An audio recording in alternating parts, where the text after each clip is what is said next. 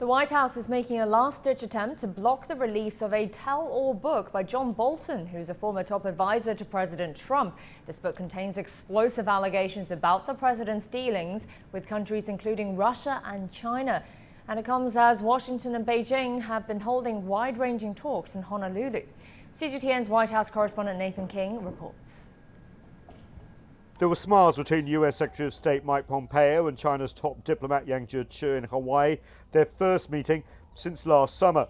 In between, there's been a lot of finger-pointing from Washington over COVID-19 and Hong Kong, but now a welcome chance to cool tensions, with few details from the discussions emerging except that the US Secretary of State said the Phase 1 trade deal inked back in January is still on track. But as Yang Jiechi and Pompeo sat down in Honolulu, US President Trump signed the Uyghur Human Rights Policy Act of 2020. Under the federal law, the US will draw up a list of Chinese officials and individuals who could face sanctions over Beijing's policy in Xinjiang's Uyghur Autonomous Region. The US President indicated in a statement to Congress that provisions in the law could be set aside so he can conduct diplomacy with China.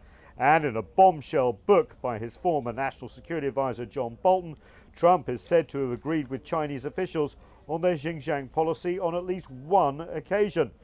Bolton also says Trump pleaded with President Xi Jinping on the sidelines of the G20 summit in Osaka to help him with his re-election bid by buying more soybeans and wheat from farm-producing states.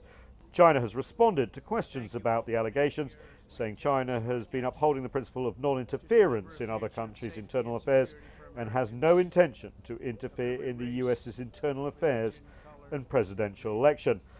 Bolton, in an exclusive interview with television network ABC, said the America's first policy is really a Donald Trump first policy.